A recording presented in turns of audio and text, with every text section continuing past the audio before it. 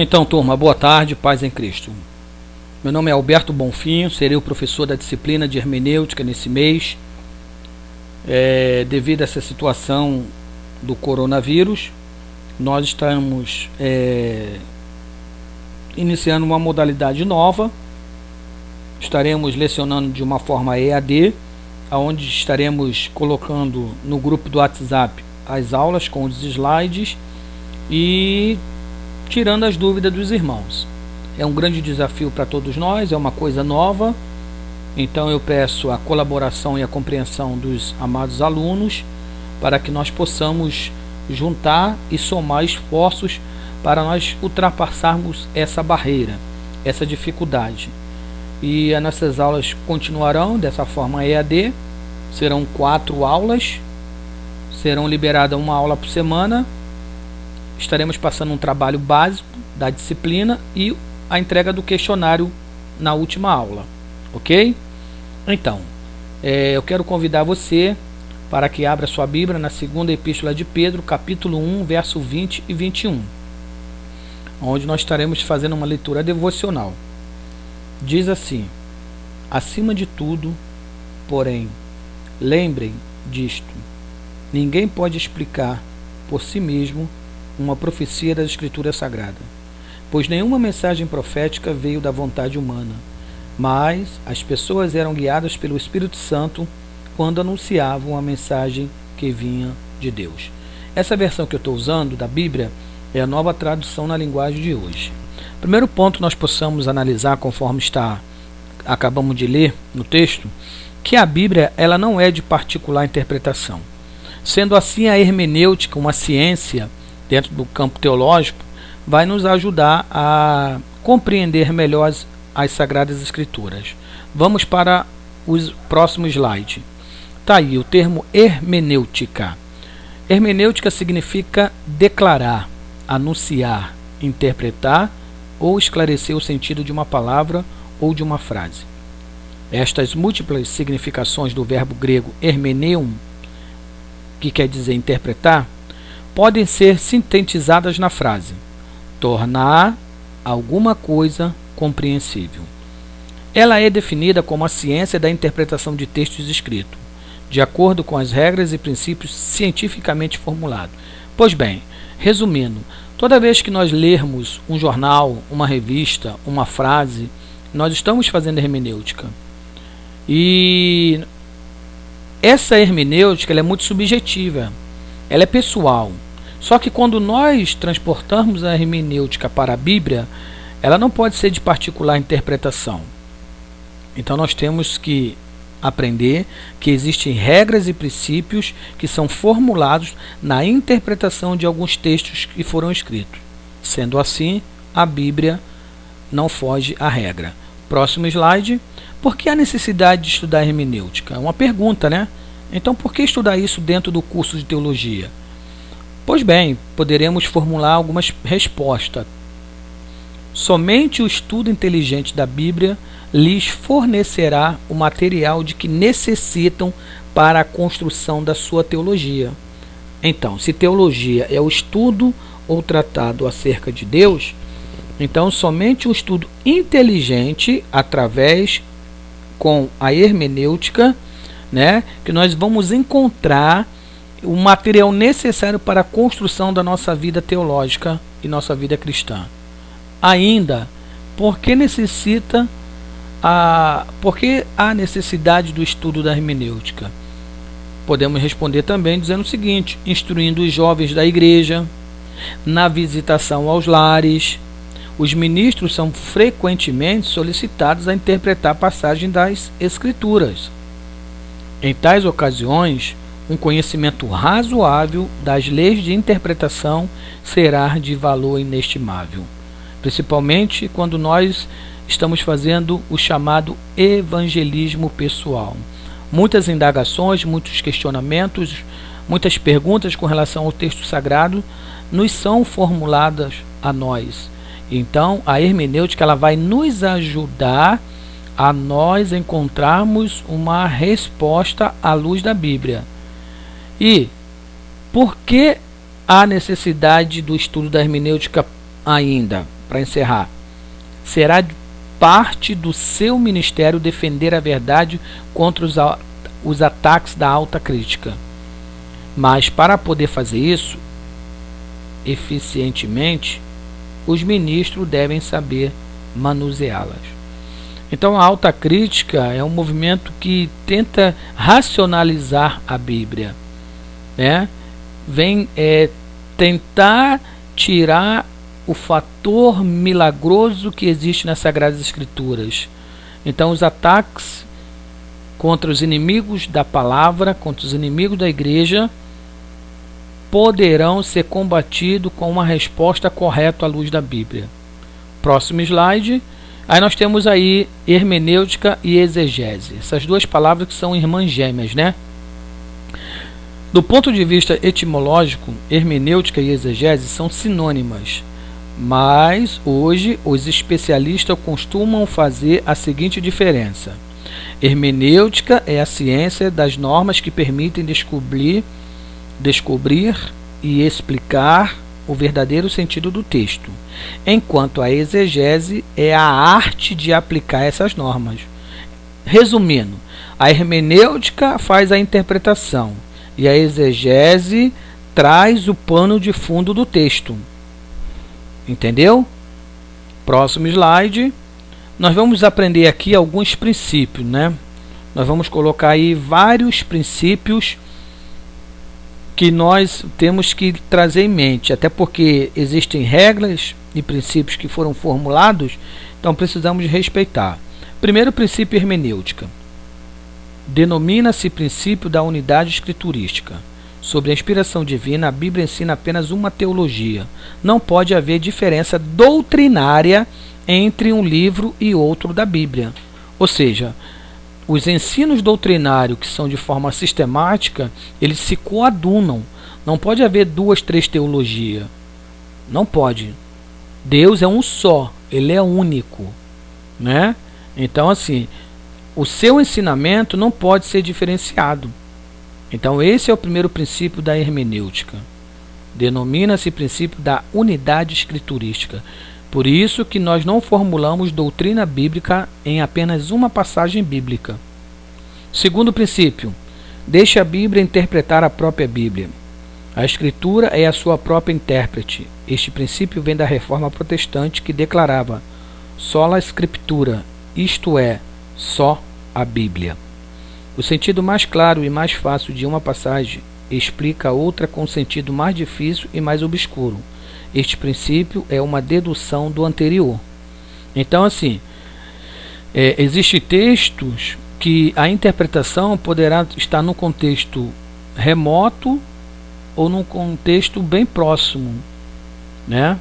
Então, assim, por isso que nós precisamos ter uma visão panorâmica de toda a Bíblia Sagrada. Terceiro princípio hermenêutico. Jamais esquecer a regra áurea da interpretação, chamada por Orígenes de analogia da fé. O texto deve ser interpretado através do conjunto das Escrituras e nunca através de passagens isoladas, que nós acabamos de falar, né? Quem nunca ouviu aquela frase, texto sem contexto é pretexto para a heresia. Próximo slide. O quarto princípio hermenêutica diz o seguinte: sempre ter em vista o contexto. Ler o que está antes e o que vem depois para concluir aquilo que o autor tinha em mente. Não fazer isso é preguiça. Por exemplo, eu poderia usar uma palavra manga. E aí? Essa manga, palavra que eu estou dizendo, é um fruto ou uma fruta ou é a parte de um vestuário da camisa? O que vai determinar a palavra manga se é fruta ou se é parte da minha camisa é o contexto. São palavras que eu vou colocar antes ou depois da palavra manga. Compreendeu? Quinto princípio. Primeiro, procura-se o sentido literal, a menos que as evidências demonstrem que este é figurado.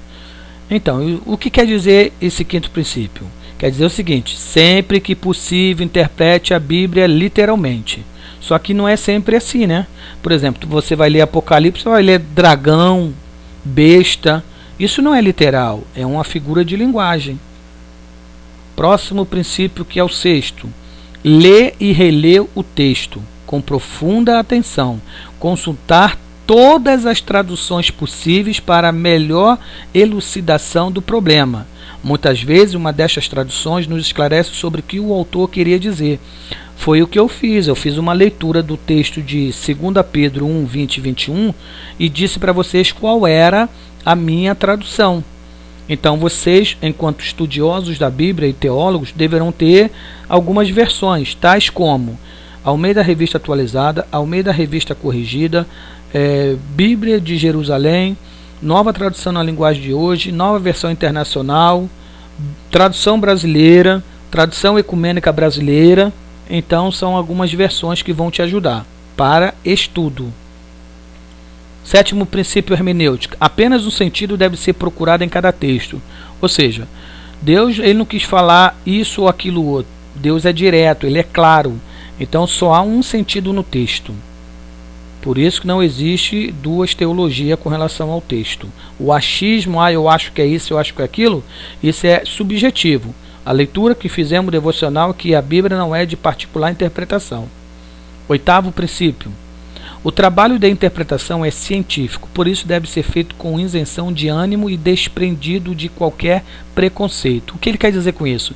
Você tem que se esvaziar de toda a sua autoteologia. Entendeu? Você tem que permitir-se abrir ao conhecimento. Né? Às vezes a frase que diz que a informação traz a desinformação. E a gente às vezes não quer abrir a nossa mente, porque aquela síndrome de Gabriela está implantada dentro de cada um. Eu nasci assim, eu cresci assim, eu aprendi assim, e não permite-se que um novo entre, né? Isso é perigoso na interpretação. Próximo princípio, é o 9º princípio. Fazer algumas perguntas relacionadas com o texto para chegar a conclusões circunstanciais da passagem. Por exemplo, quando você estiver diante de um texto, você tem que perguntar quem escreveu, qual o tempo e o lugar em que escreveu, por que escreveu, a quem se dirigia o escrito, o que o autor queria dizer. Aí você vai ter que voltar no cenário, entender toda a cultura daquela época, por que ele usou aquela expressão, e etc, etc, etc. 9º princípio hermenêutico. Feita a exegese, né, extraído o texto que o texto quer dizer, essa é a grande verdade, se o resultado obtido contrariar os princípios fundamentais da Bíblia, ele deve ser colocado de lado e o trabalho exegético recomeçado novamente, porque não há contradições na Bíblia, né? Não pode haver contradição. Se você lê alguma coisa e aí isso vai ferir o princípio fundamental da Bíblia, então a sua hermenêutica não está correta. Tem que recomeçar novamente, se esvaziar da autoteologia. 11º princípio hermenêutico. Para uma boa compreensão de determinada passagem, deve-se consultar sempre as passagens paralelas. Isto é, comparar, valendo-se das referências no rodapé ou na margem, com outras passagens que tratam do mesmo assunto. Viu aí? Então, assim, nós temos que fazer o paralelo de passagem, de ideias, de palavras, para a gente compreender melhor. 12º princípio hermenêutico.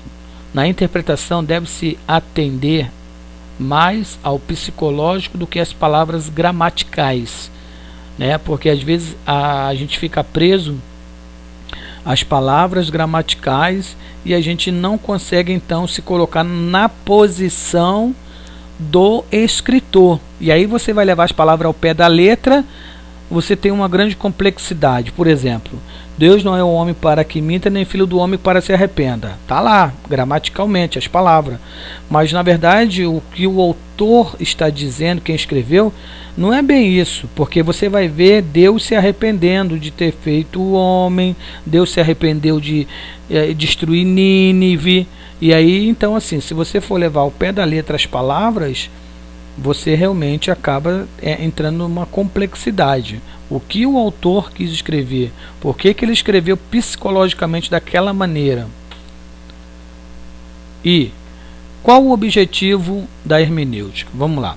Um ponto fundamental ao fazer a interpretação da Bíblia é levar em consideração o princípio de que estes escritos são divinamente inspirados.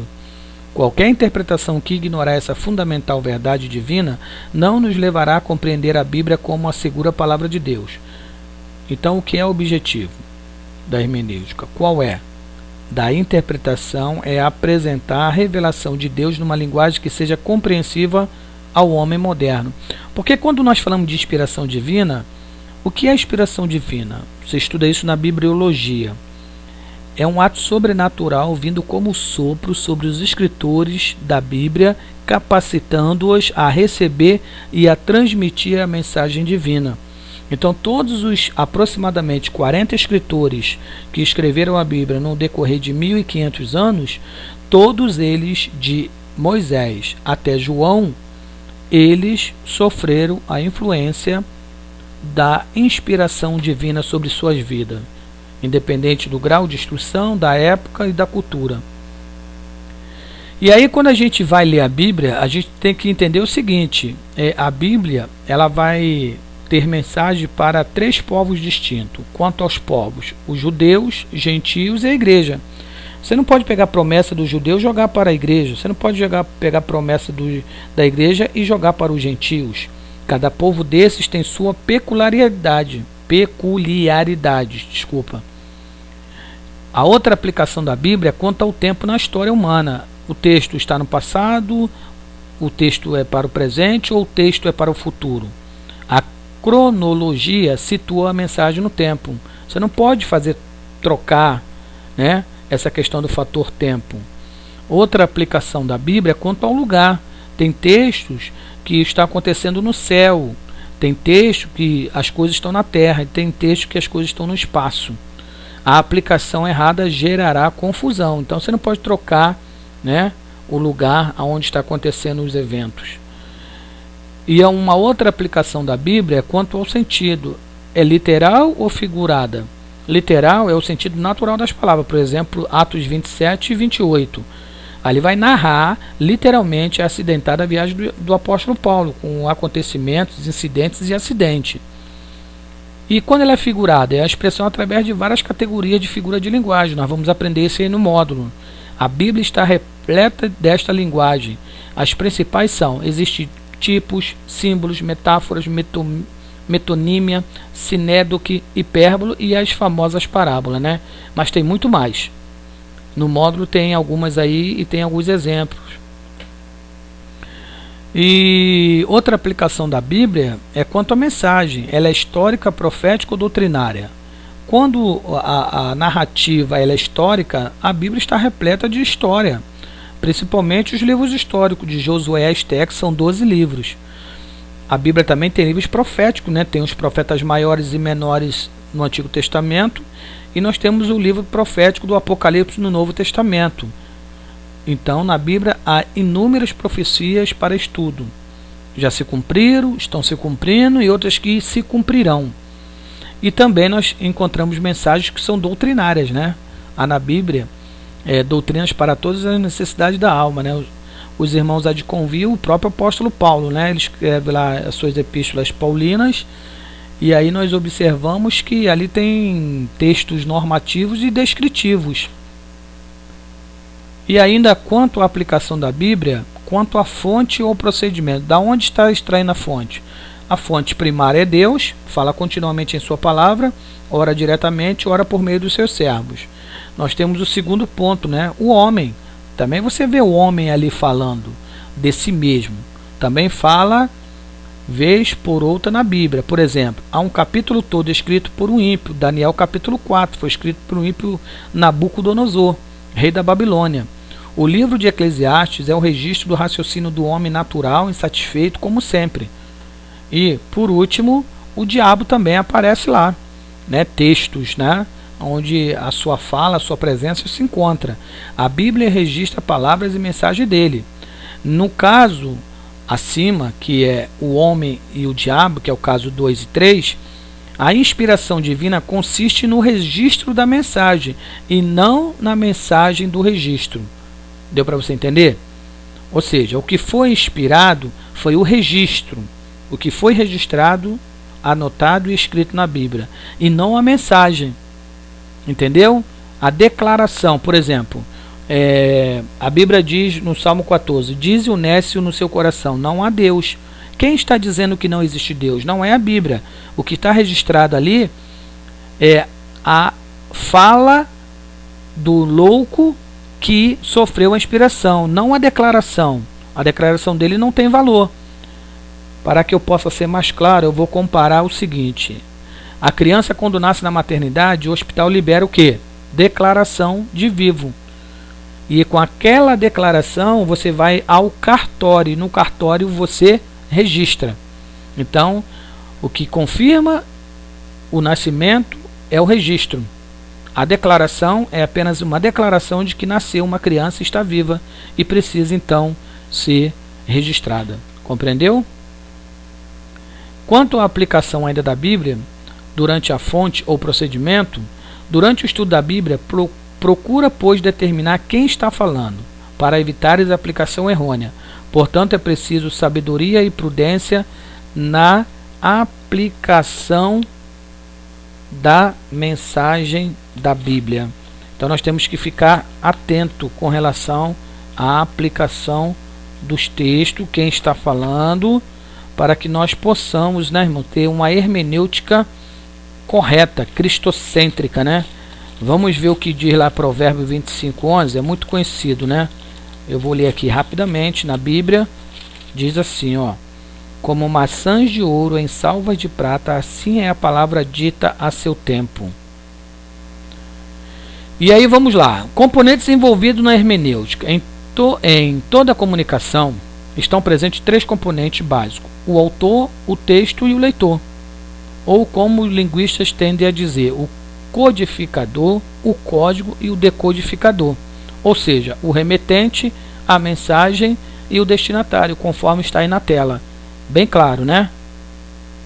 Então vamos colocar assim: Deus é o autor, a sua mensagem é o código que é transmitido, a mensagem, e nós, os leitores, somos o que? Os destinatários da mensagem divina, que vamos decodificar a mensagem divina numa mensagem humana.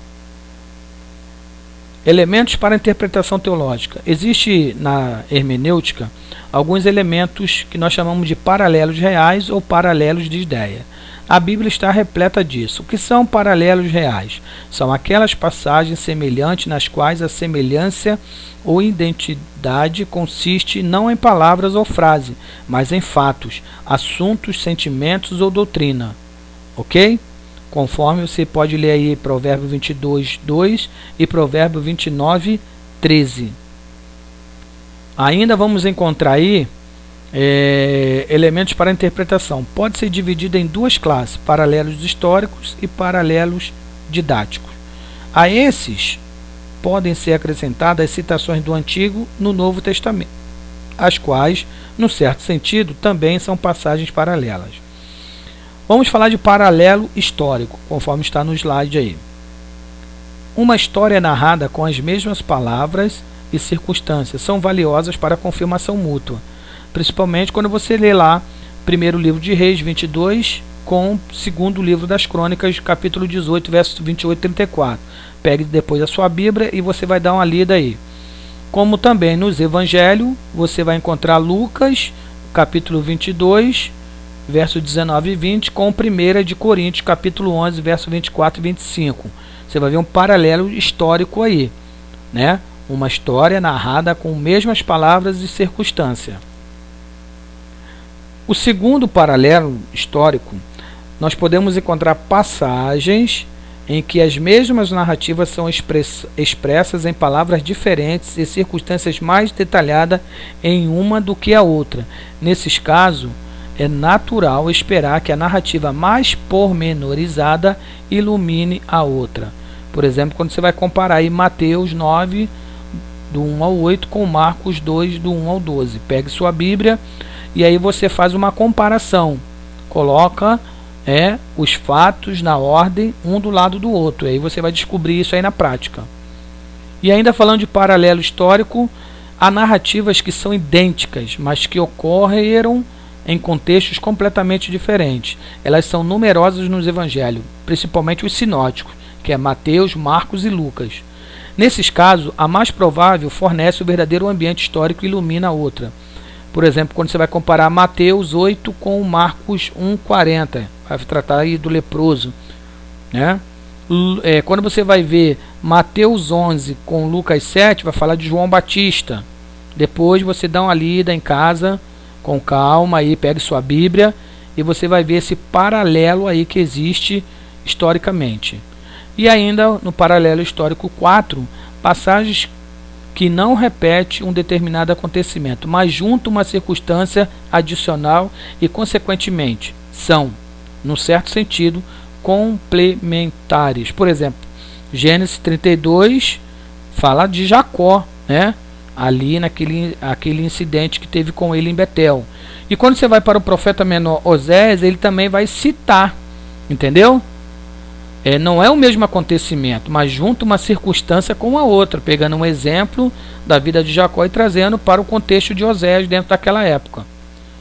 E paralelo didático. O paralelo didático há casos em que o mesmo tema é tratado, mas não nos mesmos termos.